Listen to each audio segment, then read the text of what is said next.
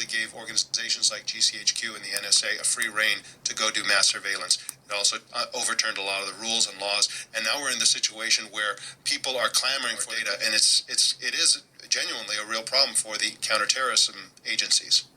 Yeah, it's a real problem. And then with inquiries about various use cases, who the users are, and the government's trying to basically subpoena all of these various users.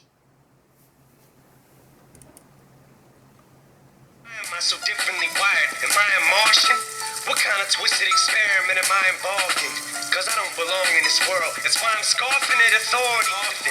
Flying off at the handle at my mom. No dad, so I am non-compliant at home. At school, I'm just shying awkward. And I don't need no man psychologist trying to diagnose why I have all these underlying problems. Thinking he can try and solve them. I'm outside chalking up drawings on the sidewalk and in the front drive. Your world, please have faith in my words.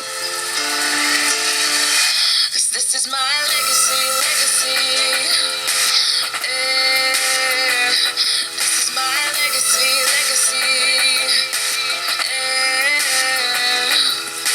There's no guarantee, it's not up to me. There's no guarantee, it's not up to me. You can always see. This is my legacy.